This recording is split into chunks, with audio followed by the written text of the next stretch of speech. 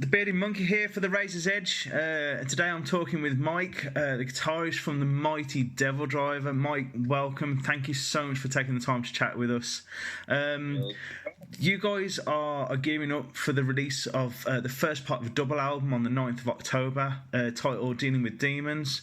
Talk to us about the album, man.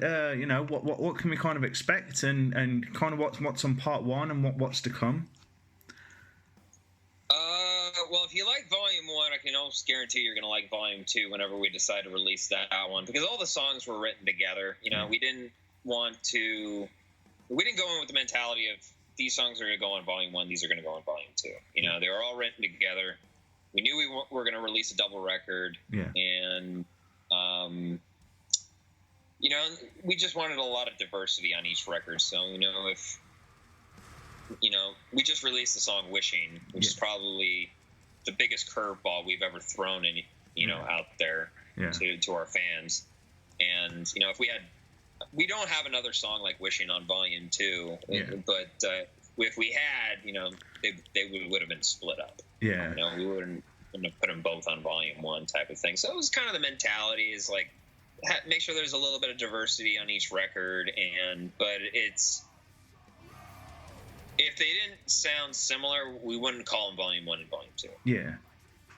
So it's more the same, but, I think there's just a lot of diversity throughout the record on this one compared to others, as far as even tones, different keys that we wrote songs in. There's, different time signatures that we've never used in the past. Yeah.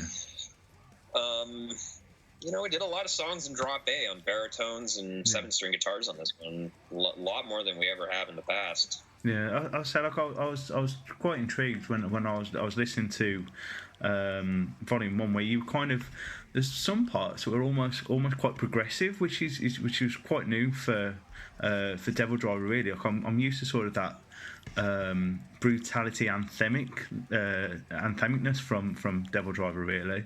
And so I was quite surprised in like how, I say, you guys sort of throwing curveballs here and there and that sort of thing. It's awesome to sort of hear. Obviously how it's sort of growing. Des has kind of mentioned, I've seen sort of interviews where he's sort of saying it's, it is literally him dealing with demons on the record. Does this kind of reflect on kind of the rest of the band? Do you kind of have the same feeling with this? Is it you kind of, you guys sort of getting your demons out as well, or?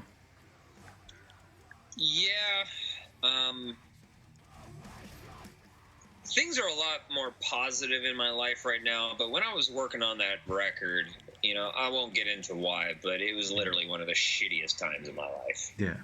I had just gotten myself into situations that,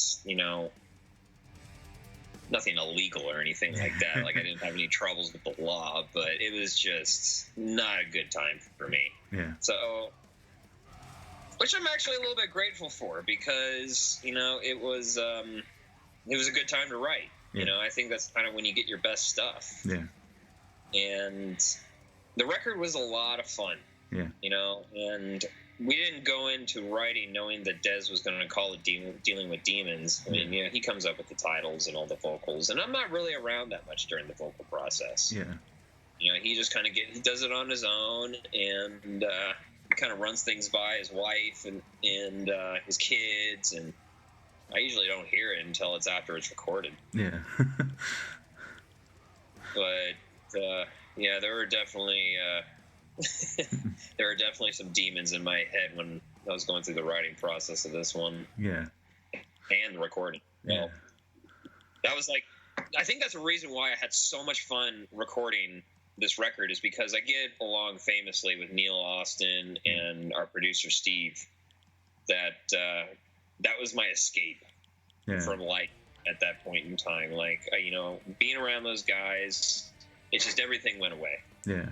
And all the problems I had at that time in my life just completely disappeared.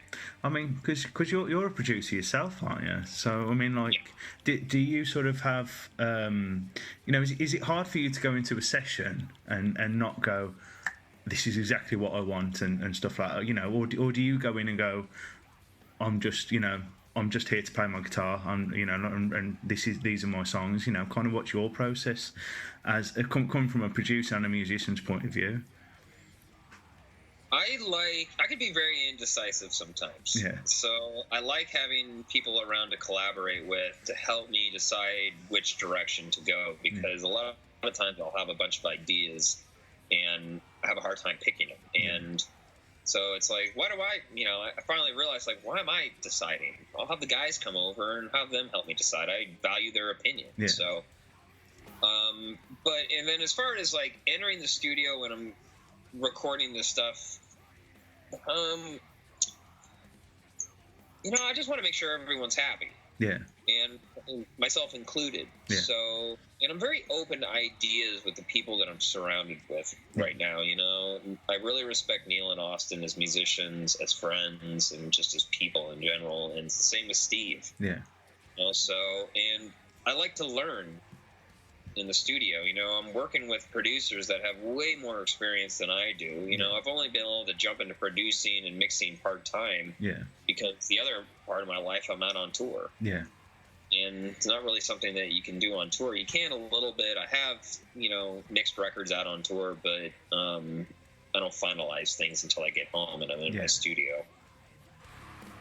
But,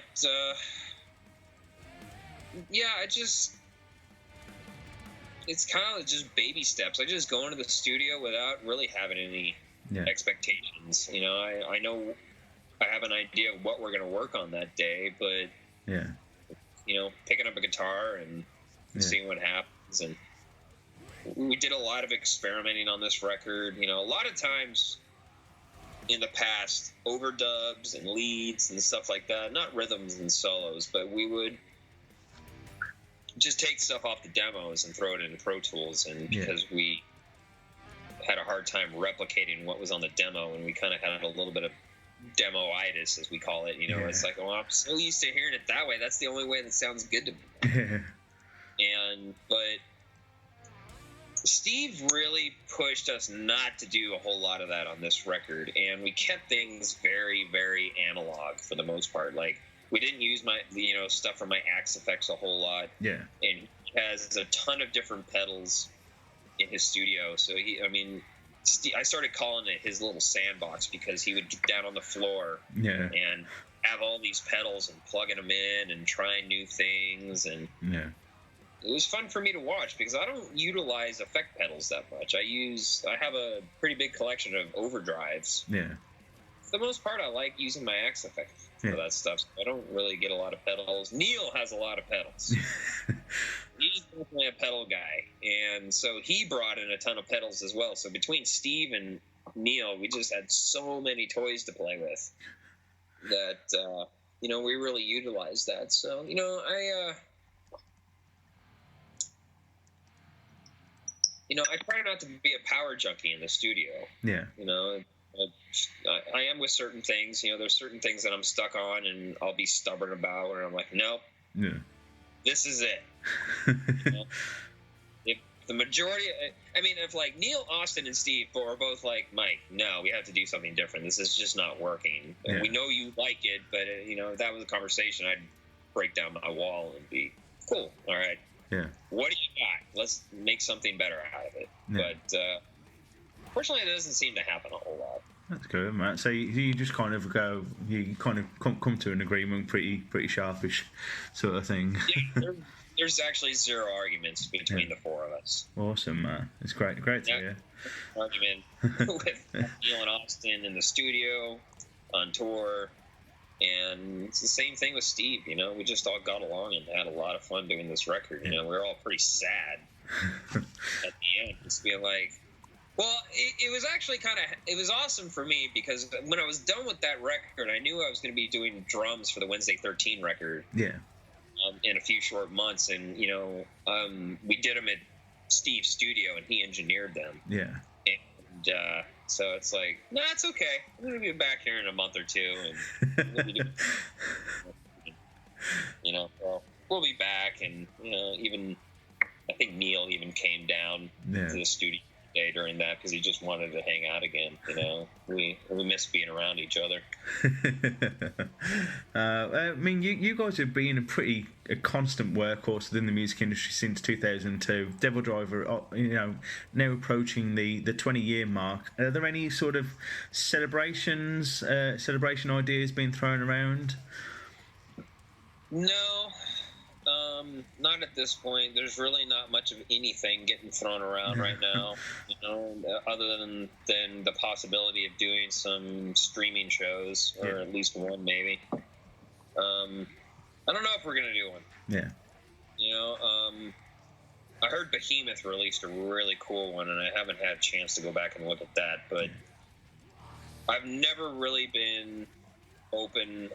I'm reluctant to the idea of going out or doing a streaming show, because just that's not how it's supposed to be. You don't get that vibe, do you? I suppose. Yeah, but I need to sit down and watch what Behemoth did, because I've heard that what they did was super cool, and maybe that'll switch things in my mind, and you know, I can get on the phone with Dez and be like, dude, if we can pull it off and have it cooler than this, or just as cool, then I think we should make the time to do it, at the very least, just so the five of us can hang out again. Yeah. Because we really enjoy each other's company these days, and you know, it's a bummer when I don't see the guys in my band very much. It sucks. Are you guys kind of like situated around the same area, or do you have to travel a lot in order to see each other, or? No, we're all very close. You know, even Steve, our producer, he's only about a half hour away from me. Yeah. Neil and Austin are about 30-40 minutes away from me, and so is Ashes. And Ashes and Neil literally live, you know, walking distance to one another. So no, we're all very, very close to one another, which is really nice. Yeah, awesome, man.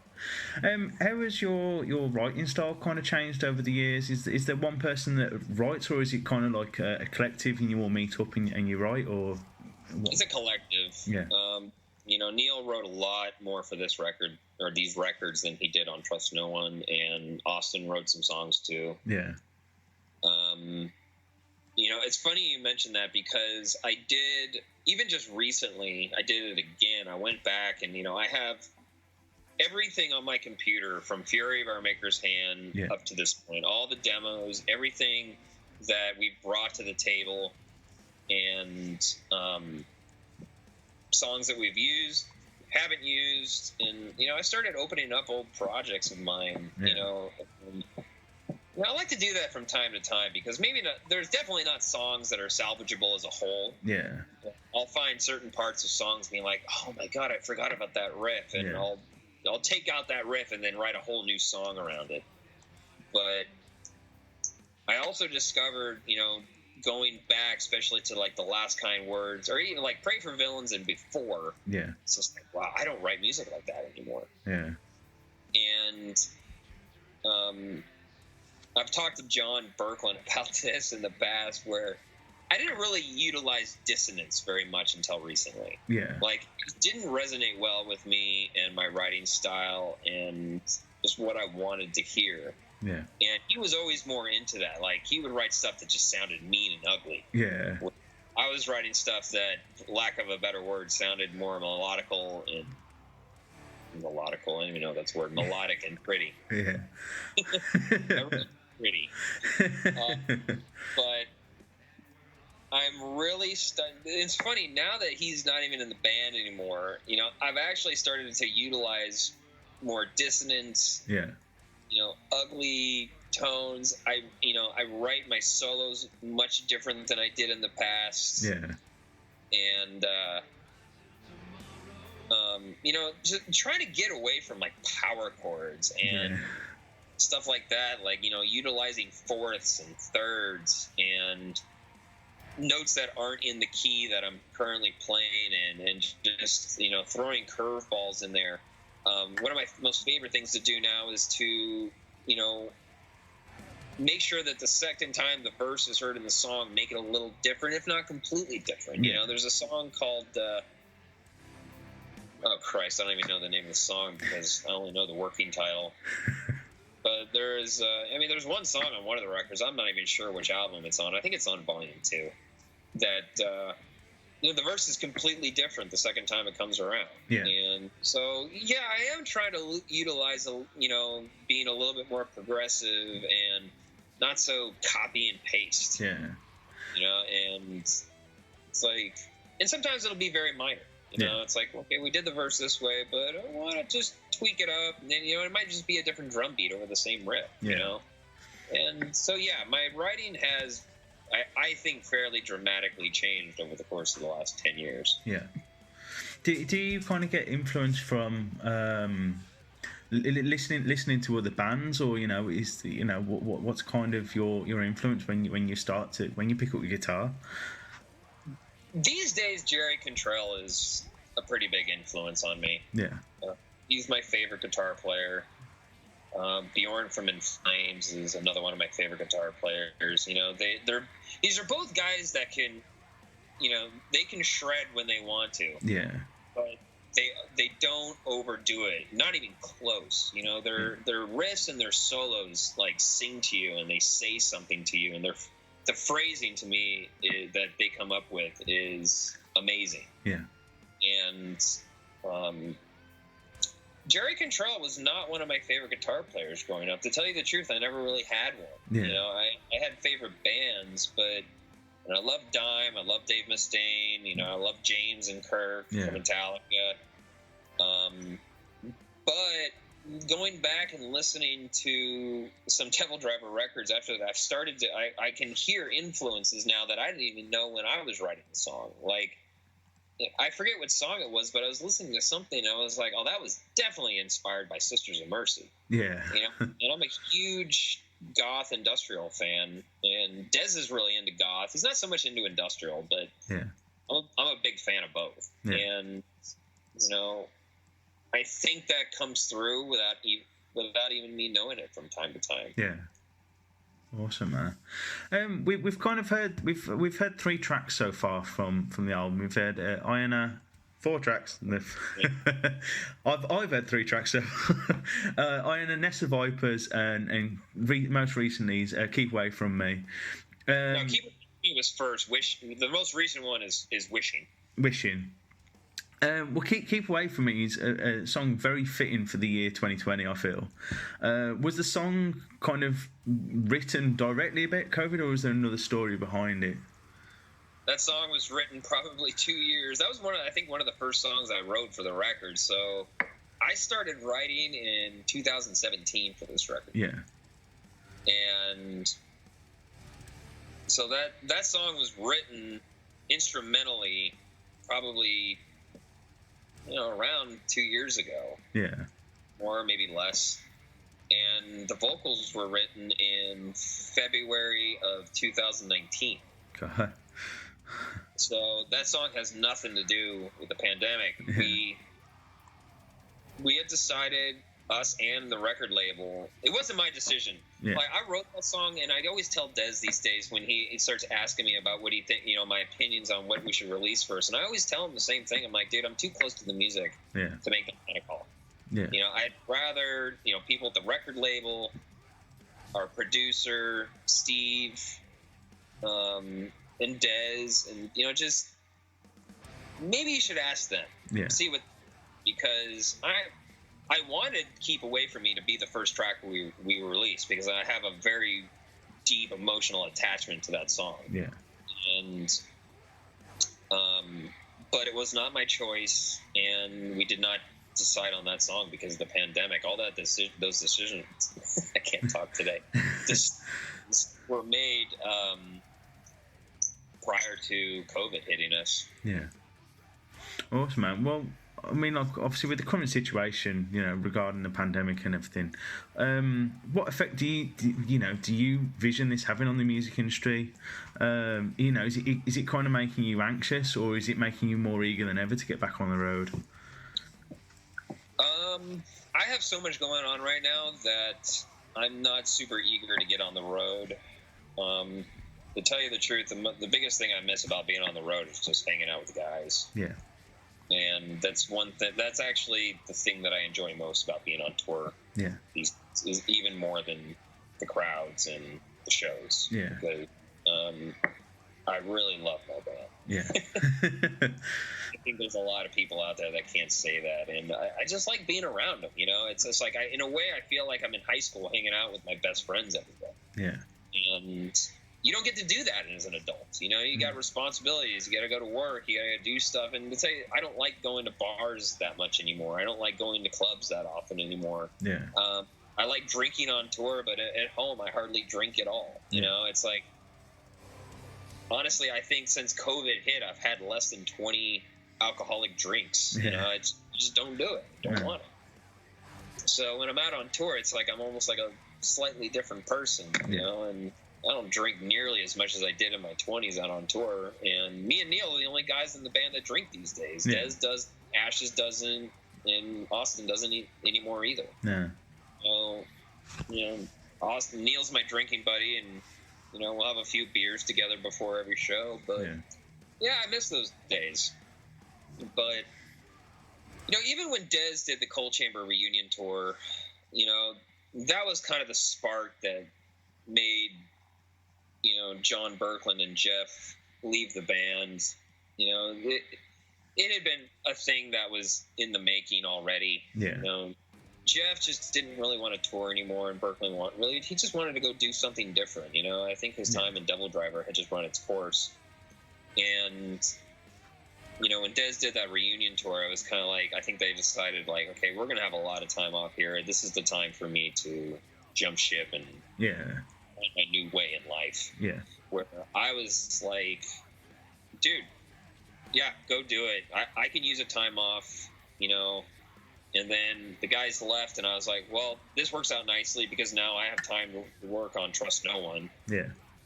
And to tell you the truth, I would just like to sit home and go surfing more often for a year. Yeah. And that's something that, you know, I don't really, in the past, had a whole lot of time to do because we were out on tour 6 to 9 months out of the year. Yeah. And, you know, I had missed my sister has 3 kids, and for the most part, I hadn't really got a chance to watch them grow up. Yeah. You know, they kind of refer to me as Uncle That Guy.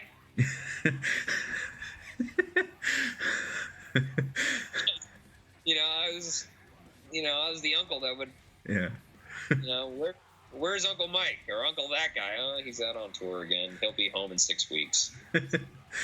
So, you know, and it was during that time that I actually taught one of my nephews how to surf, and you know, and he really stuck with it. He still surfs all the time now. So it's one of my proudest moments as an uncle was teaching my nephew how to surf.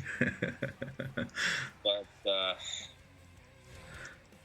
yeah, it's but when the time does come, you know, I don't know how much damage this is going to do to the music industry. I did an interview with another guy, and I hope his statistics are off. Yeah. But what he told me that he heard that about a third of people in the entertainment industry are going to be forced to walk away from their profession. Yeah. That is over just because they're not going to be able to afford to do it, or, you know, they've lost so much money in the grand scheme of things that they're going to be forced to go do something else. I mean, there's people, you know, it's easy for me because I don't have a wife and kids, you know, I just have a dog. Yeah.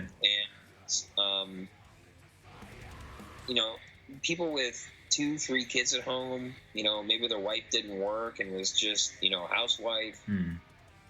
You know, what are they doing right now? I mean, that's a really, really scary thing. So it's possible that a lot of people are going to have to steer their lives into a different direction. Then you also factor in how many venues are closing.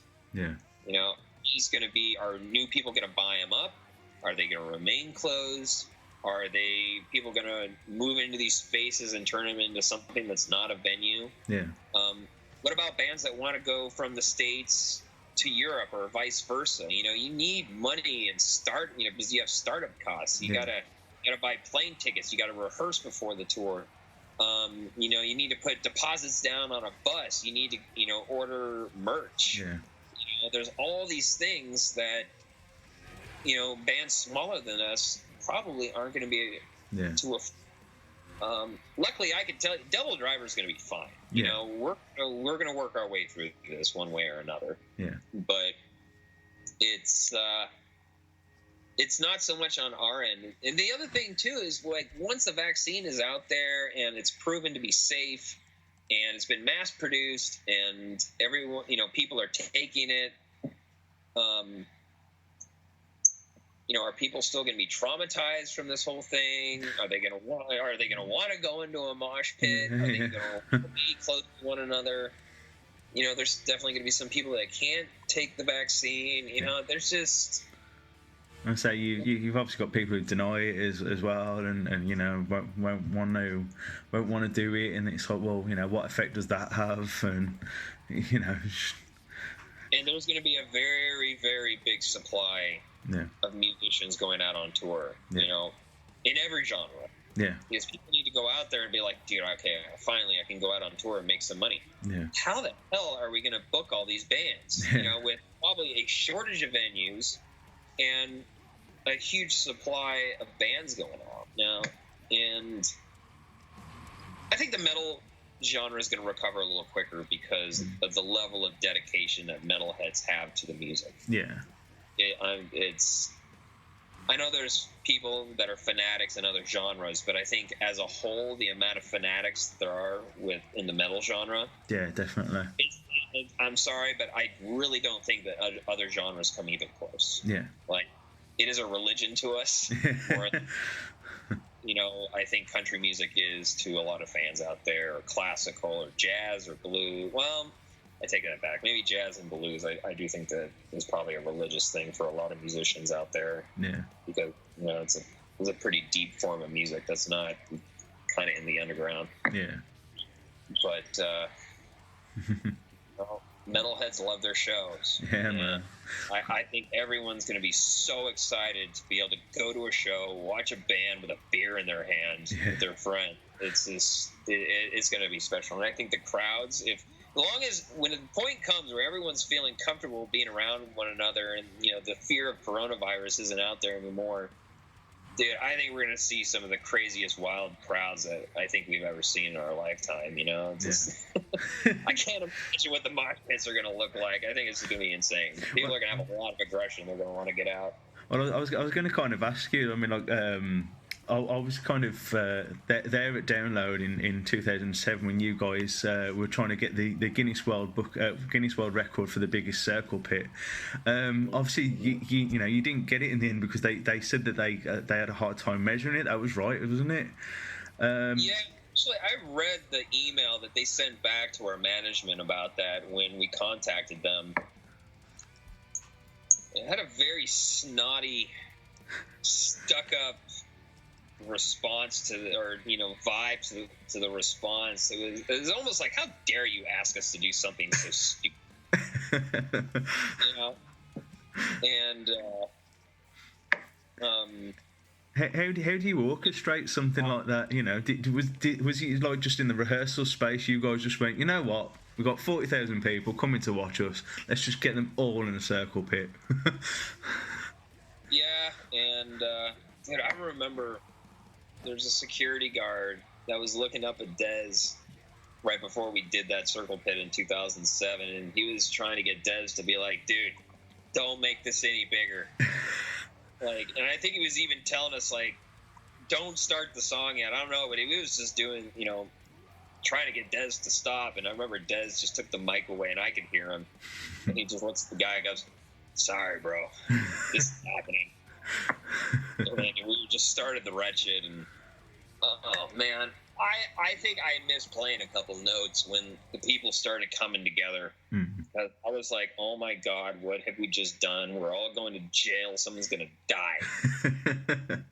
And, you know, and to this day, I've never heard of anyone getting seriously hurt. And, you know, if someone had come up to me and told me that they got hurt during that whole thing, they thought it was amazing. Like, oh yeah, man, I got broken finger or whatever, you know, during that mosh pit that I was so proud of, or something like that. Okay, well, cool. I'm glad you had a good time.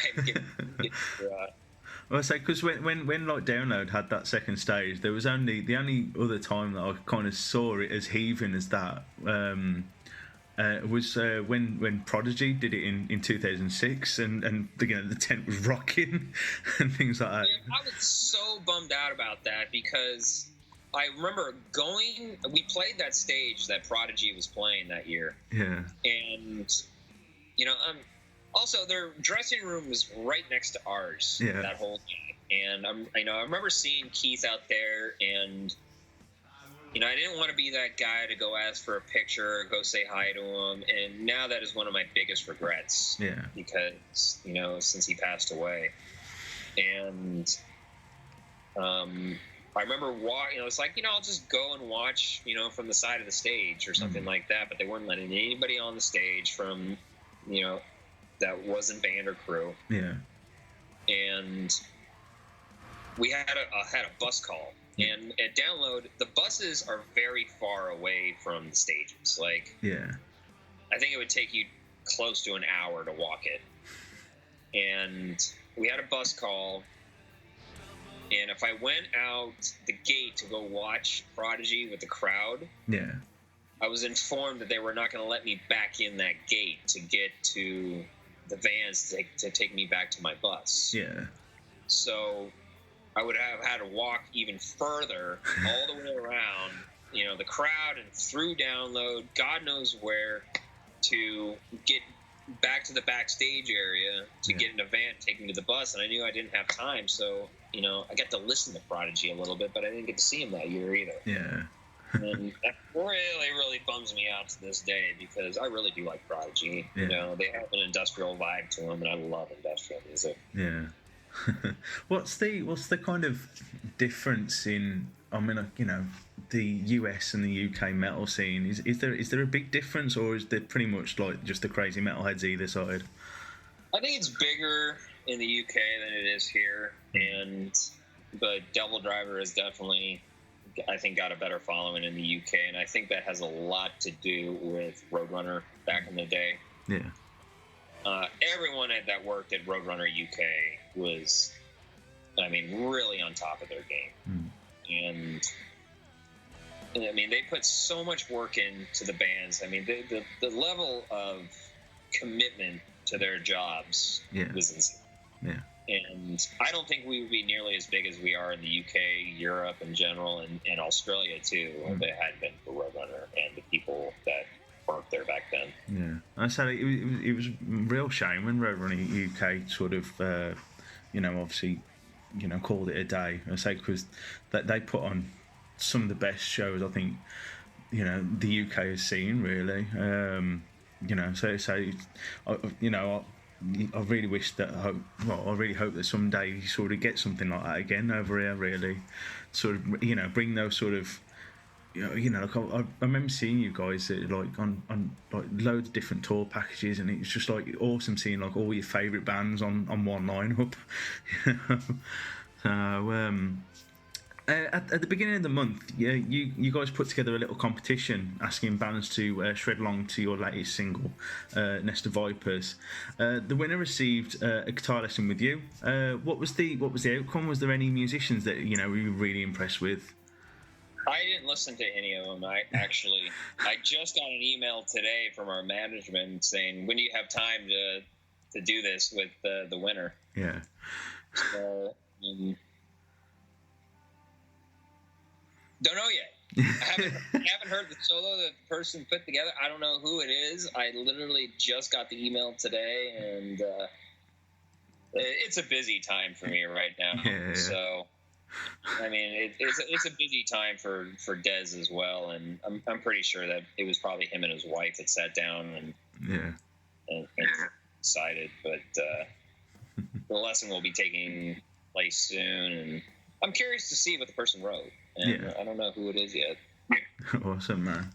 I know obviously you sort of mentioned earlier about like the different pedals and stuff you use, and obviously you sort of mentioned about the Axe effects, but kind of I've got quite a lot of guitar nerd friends that sort of listen to the podcast that I put up. What equipment was used on the album? What guitars are you using at the moment, and what's kind of your setup?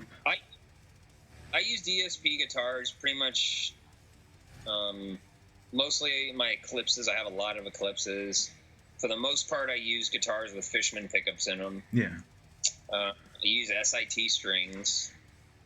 And Neil, he might have used some of my guitars on the record. I didn't use any of his. He's endorsed by a company called Dunnable. Yeah. And for the most part, he used his guitars, and I used mine for the recording.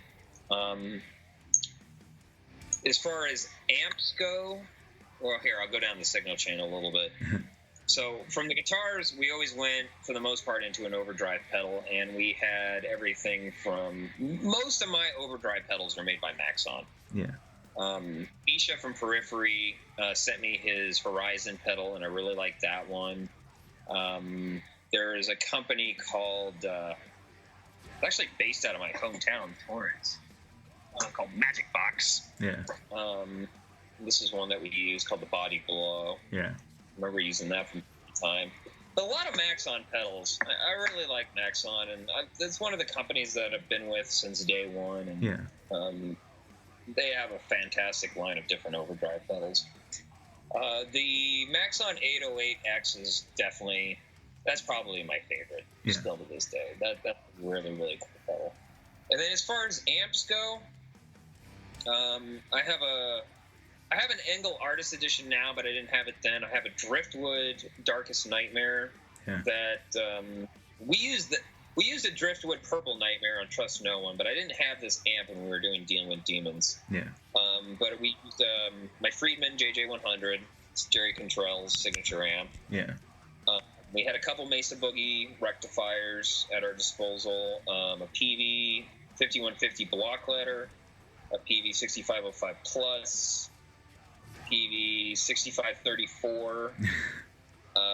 We had a Mesa Mark III amp that I have this PV Rockmaster preamp that we hooked up through the power amp section of one of the amps. I can't remember what. I've really been utilizing amps with EL34s these days. I really like EL34. Yeah. Like 6L6s too, and then like my Driftwood has, I think, a combination of 6L6s and KT88s in it, which is really interesting.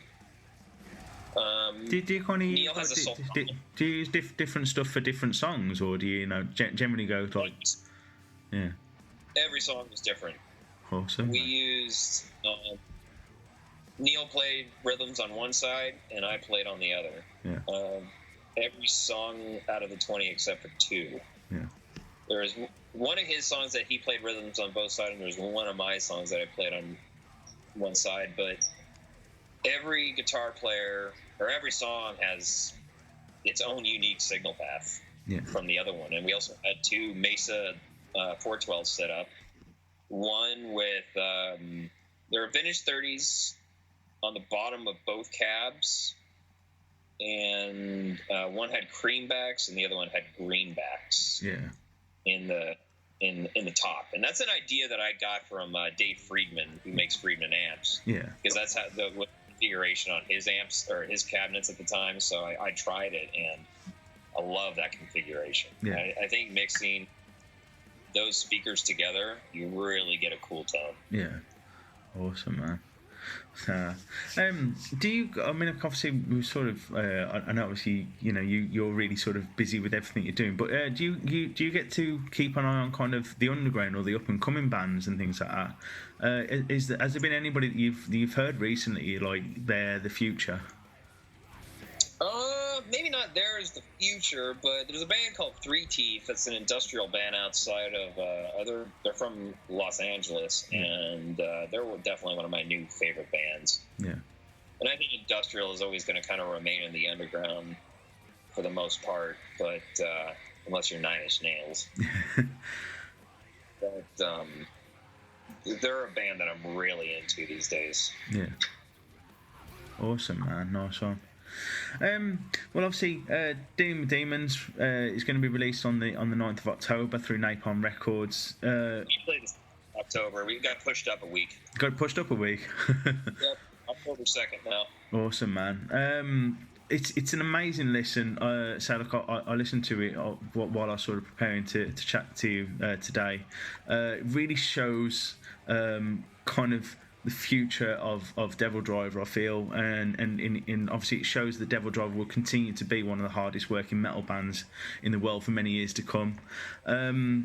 So thank you very much for your time, really, Mike. I really appreciate you chatting with us here today, and I wish you all the best with the release, man.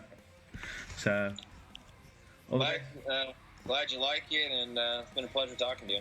You too, man. Take care of yourself. All right.